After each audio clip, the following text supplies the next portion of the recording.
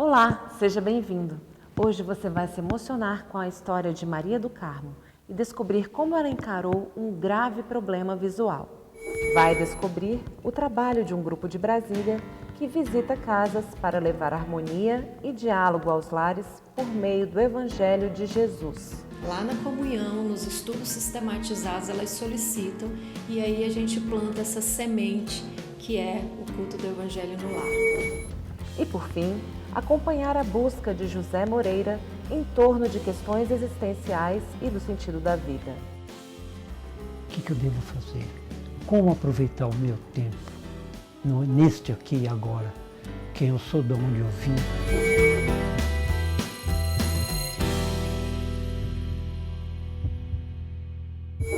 O que você faria se não pudesse mais enxergar? Diariamente, milhares de pessoas recebem a notícia de que terão que conviver com a deficiência visual pelo resto de suas vidas. Maria do Carmo também recebeu essa notícia quando era pequena. Como ela encarou esse desafio, você vai ver agora.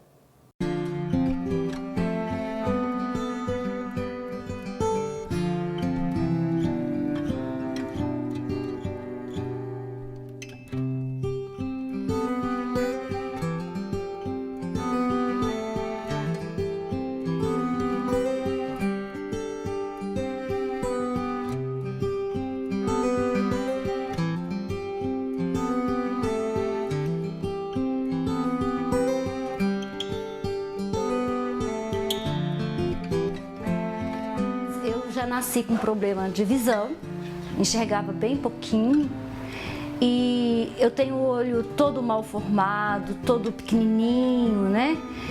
E nasci também com uma catarata, eu tinha baixa visão. Fiquei enxergando um pouco, foi muito bom, pude ver cores, né? Pude visualizar muita coisa bonita. E depois deu glaucoma.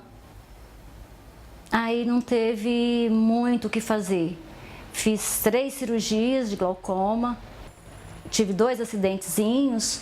O primeiro, eu estava em pé na porta de casa e veio uma criança, até muito minha amiga, muito minha amiguinha. Ela veio com a bolinha de bete, bateu a bolinha no chão e ela foi em cima do meu olho. E deu hemorragia e eu tive que sair às pressas para o centro cirúrgico. E foi retirado o direito, né? E depois eu estava saindo do plantão, que eu trabalhava no HRT na época, e esbarrei o meu olho esquerdo no porta-cadeado e perfurou também na hora. Aí eu fui correndo novamente para o centro cirúrgico e hoje eu uso 2 próteses.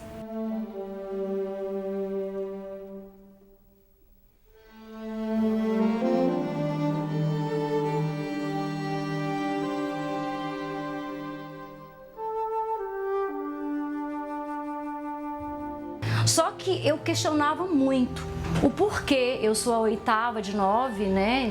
A 8ª de 9 filhos, porque só eu, deficiente visual, só eu cega. E eu ficava questionando, às vezes eu perguntava para os padres, para as pessoas me diziam, isso é mistério de Deus, né? Isso a gente não pode ficar questionando, não pode ficar perguntando, porque isso é mistério de Deus. Só que no meu coração eu não aceitava que aquilo era um mistério de Deus, porque Deus, sendo bom, né, infinitamente bom, Ele não ia criar uma pessoa cega e outros 8 da mesma casa, filho do mesmo pai, da mesma mãe. É normal. Dentro da justiça divina, os mistérios de Deus, existem os porquês de tudo. Todos os espíritos têm a sua individualidade e todos precisam estar se melhorando gradativamente. Então, o espírito, sabendo que tem que acompanhar a lei, o progresso, ele sabe muito bem as suas necessidades. Evidentemente, quando nós estamos aqui encarnados, as coisas se tornam talvez mais difíceis pelo o não conhecimento ou o esquecimento, que é normal, esses casos, né? Então ele tem que se resignar, tem que buscar a sua melhora individual.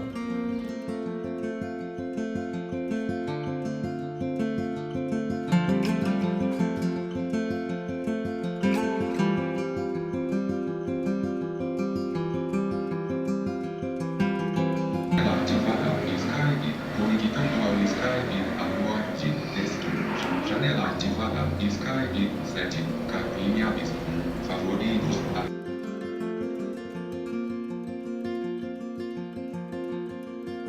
Eu nunca fui revoltada. Eu sempre fui muito tranquila em relação ao meu problema de visão. Mas só que de outra forma, eu acreditava que aquilo era um mistério de Deus e que eu não podia ficar questionando aquilo. E a resposta veio para mim na doutrina. São débitos do passado que precisam ser acertados dentro da justiça das leis divinas, Deus no caso, né? Então essa pessoa precisa estar passando por essa situação de dificuldade, que é a mesma forma de estar acertando seus débitos, é uma outra forma de estar colocando em prática a sua inteligência. Ou seja, além de estar desenvolvendo a sua inteligência, está colocando em prática também a paciência e a resignação. E comecei a ler livros espíritas. Eu tenho uma amiga que era espírita e ela às vezes trazia alguns livros em braille, né, para eu ler, e eu fui me identificando com a doutrina. Qual foi a resposta que você encontrou? Que nada é por acaso. Com certeza, tem uma resposta para eu ser cega, para outros serem pobres, outros serem ricos, né? E a gente tem um entendimento maior depois que você começa a ler, começa a estudar a doutrina. Não seria interessante a pessoa encarnada saber o que foi no passado? Poderia ser até humilhante para ele mesmo. De repente, as pessoas a qual ele está morando ao lado, estão convivendo junto a ele, são espíritos, são pessoas que tiveram muitas complicações na vida do passado. Então, na sua sabedoria divina, que é Deus, Ele coloca esse manto em cima de nós para evitarmos situações que não seriam muito agradáveis.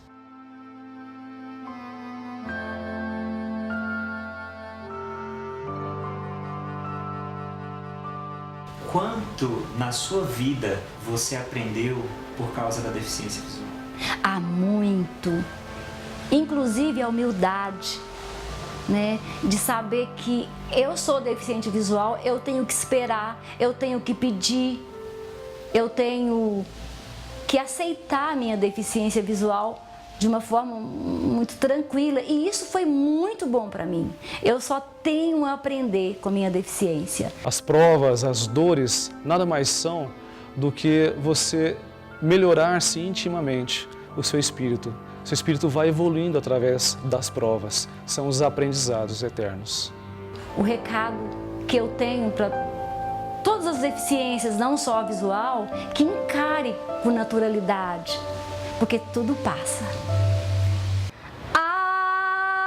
Eu estou feliz porque o amor que um dia foi embora, agora voltou. Diz que gosta só de mim, nunca mais vai me deixar. Uau! Que legal.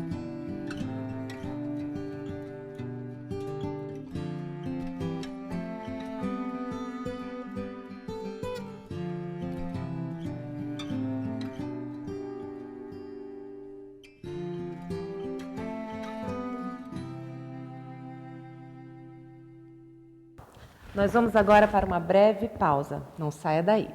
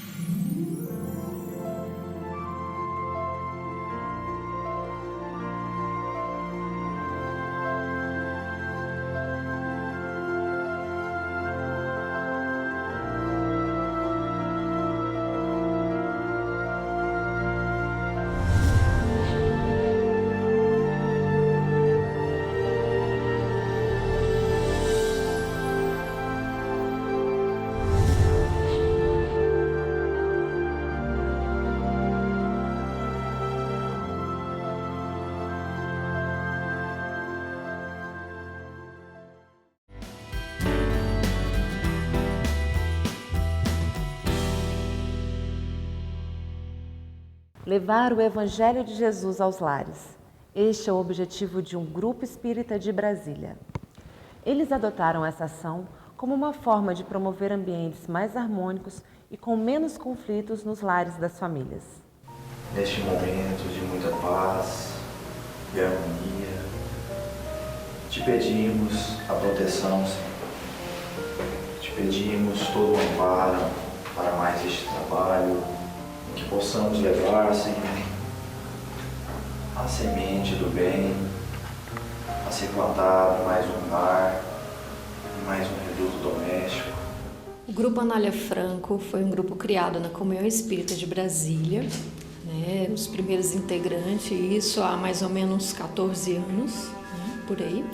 Tem 8 anos que eu estou no grupo e é um trabalho muito lindo de implantação do Evangelho no lar das pessoas, das famílias, dessas famílias que solicitam lá na comunhão, nos estudos sistematizados, elas solicitam e aí a gente planta essa semente que é o culto do Evangelho no lar. E a gente espera que as pessoas deem continuidade, sejam perseverantes nesse trabalho que é lindo.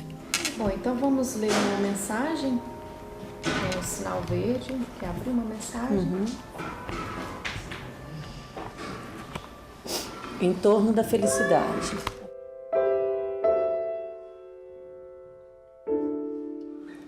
Em matéria de felicidade, convém não esquecer que nos transformamos sempre naquilo que amamos, que se aceita como é, doando de si a vida o melhor que tem, caminha mais facilmente para ser feliz como espera ser. A nossa felicidade será naturalmente proporcional em relação à felicidade que fizermos para os outros. Esse compromisso que a gente está tendo, parece que ele torna a gente um pouquinho mais tranquilo. Então a gente sente necessidade de fazer, de vir, de estar, de se reunir.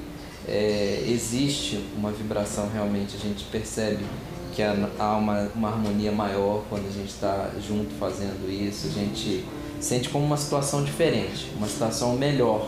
O culto é um momento que você tem junto com a sua família, né, para poder se reunir para oração, para estudar o Evangelho e os ensinamentos cristãos. O importante é essa reunião familiar, né, no reduto doméstico, para poder justamente ter esse equilíbrio e buscar essa sintonia maior, né, e fazer daquele momento um momento de harmonia, né, independente da religião, independente do livro cristão que eles estejam usando.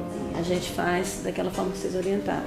Repete o tópico do primeiro capítulo e lê o item. Se for um item grande, lê só um. Às vezes é um item curto, a gente consegue ler 2 e comentar aqueles tópicozinhos.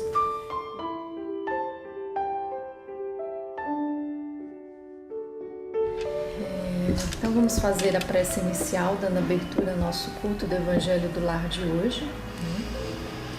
Amado Mestre Jesus, agradecemos por esse momento tão lindo de estarmos aqui reunidos em Seu nome.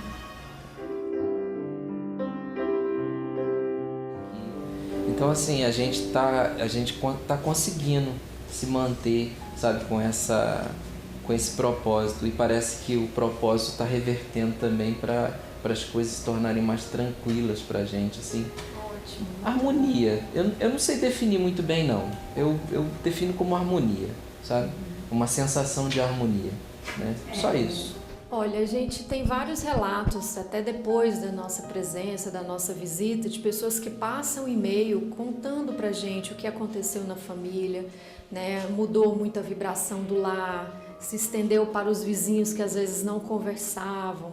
Enfim, crianças que ficam mais calmas, animais que ficam calmos, até as plantas mudam, porque você muda toda a vibração do lar. É um momento de oração que você vai estar em família, assim como a gente combina para estar numa pizzaria, num cinema, tem uma vez na semana também, combina-se para fazer esse culto de Evangelho no lar. Eu senti um ambiente que não estava alguma coisa errada. E depois que o Evangelho foi implantado, eu senti essa harmonização.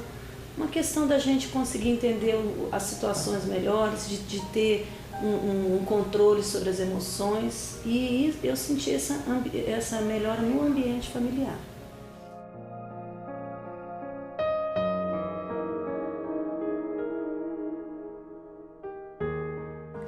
Capítulo 9.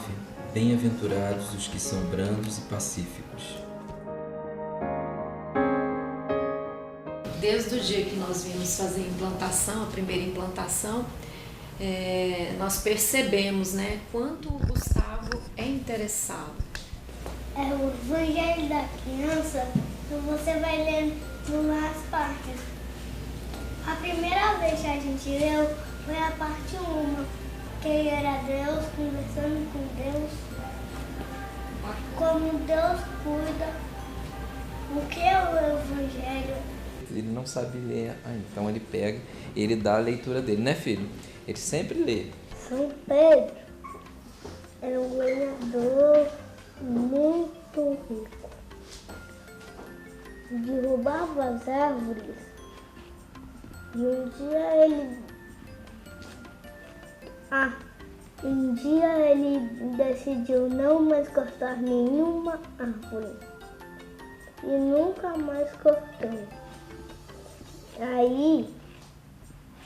Aí o rei queria muita mais lenha. E esse foi o dia que São Pedro se aposentou. Se aposentou? Que legal. Aí o rei, ele ficou muito bravo e mandou buscar São Pedro e matá-lo. E aí, acabou a história? Então continua. Aí Jesus falou do céu: Rei, por que quer matar São Pedro? Ele se aposentou porque ele sabia que as árvores tinham de ficar assim por causa dos passarinhos. Por causa das crianças que querem subir na árvore. Aí o rei não pediu mais para matarem São Pedro. Então ele atendeu Jesus. Que bom. Gostei da história. Existem os entraves, a gente sabe que às vezes, igual a Fernanda falou, tem coisas que a gente traz de fora, discussões, mas a gente se propôs a fazer e depois a gente vê que parece que ficou melhor, que aqueles problemas ficaram assim, menores, sabe? Acho que o Gustavo dos confrontos, principalmente eu e ele que tínhamos bastante, tá mais harmonioso, né, filho? Acho que ele tá dormindo mais tranquilo, sim, porque ele acordava às vezes falando, chorando. Isso também já melhorou, né, filho? Eu lembro muito de uma frase do Divaldo Franco que ele fala: se você não pode construir um prédio, coloque um tijolo. Então eu acho que o fato da gente implantar o Evangelho no lar é a gente colocar um tijolo na construção de um mundo melhor. Porque a gente não consegue mais ser o mesmo de ontem. E esse trabalho para mim se tornou algo muito gratificante. O Daniel de ontem não é o mesmo de hoje. Poder fazer essa caridade, levando um pouco do amor que a gente tem dentro da gente e é tão necessário a gente doar. Então, para mim é muito gratificante a gente poder estar ajudando as pessoas também, colocando o que às vezes a gente dá um abraço, as pessoas faz tempo que não se abraçam, normalmente no final do culto a gente se abraça, então é muito gratificante, é maravilhoso esse trabalho.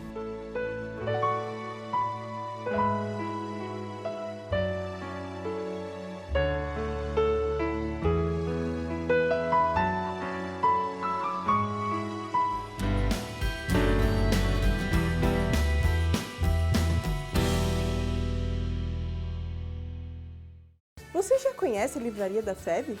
Não? Vem comigo! Aqui você encontra os lançamentos da FEB Editora. Os livros espíritas mais procurados, DVDs com grande variedade de conteúdo produzidos pela FEB TV, além de livrinhos infantis que irão fazer a alegria da criançada. Tudo isso com o conforto, a qualidade e a cortesia que a FEB sabe proporcionar. Venha nos visitar!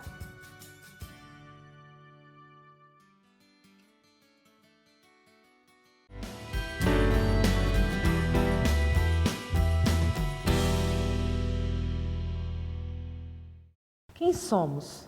De onde viemos? E para onde vamos após a morte? Questões fundamentais que embasaram toda a busca filosófica de José Moreira pelo sentido da vida. Acompanhe.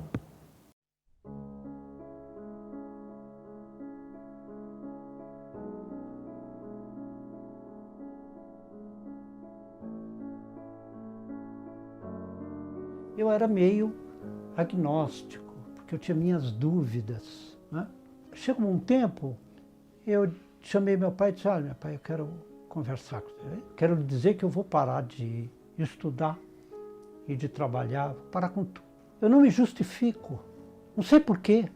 Eu tenho que sofrer tanto, tomar esporro de patrão, andar pendurado em estribo de bonde, trabalhar o dia inteiro me cansando, levando recado e documentos de um lado para o outro.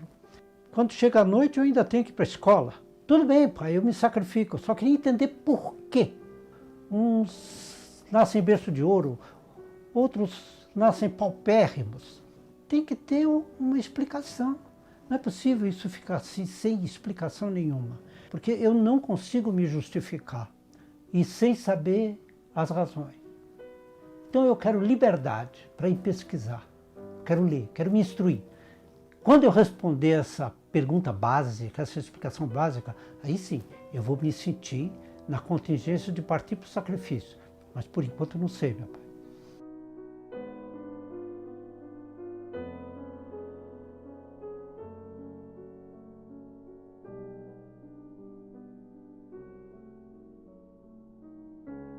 Meu pai ouviu tudo. Disse, olha, está autorizado em fazer a sua pesquisa, com uma condição. Quando você tiver a resposta, a primeira pessoa que você vem me dizer sou eu. Eu não sei até hoje as respostas disso, também não sei. Então a sua pesquisa vai me ajudar também. Combinado? Eu digo, combinado.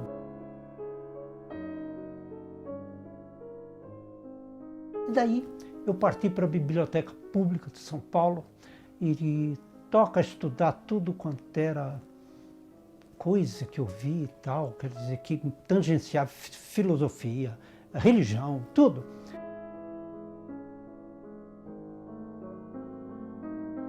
Eu tinha uma irmã, 8 anos mais nova então do que eu, que era bandeirante. E ele disse, sua irmã foi a um presídio. E lá um detento, ele deu a ela um livro que eu acho que é pornografia. Você vá ler e depois me diga. O livro tinha uma alcova de onde saíam os raios luminosos e escrito Nosso Lar.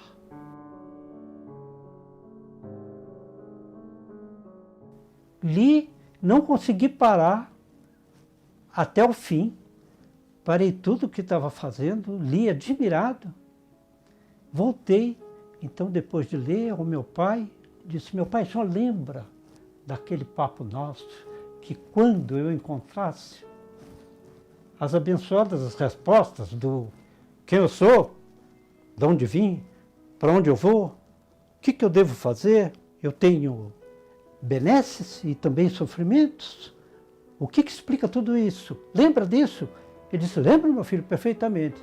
Eu disse, chegamos à resposta, meu pai, de tudo. Está aqui. Se eu for lhe dizer tudo, as minhas palavras vão ser pobres diante do que tem neste livro.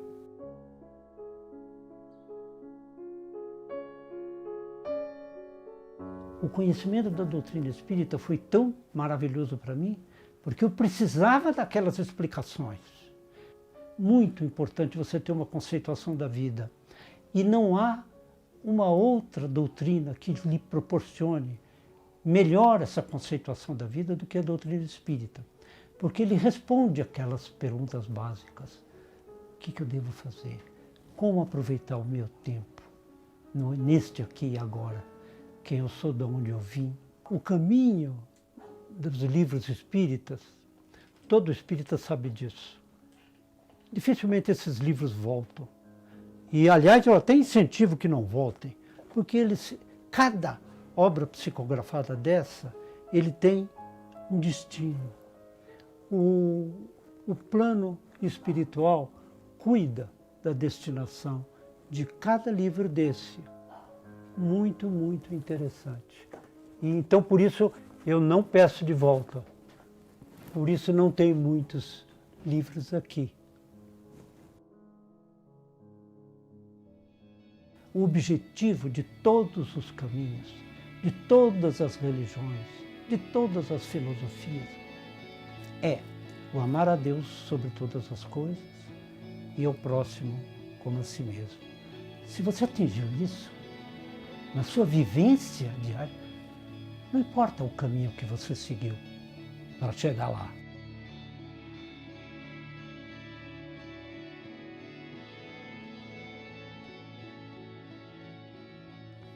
O nosso encontro termina por aqui.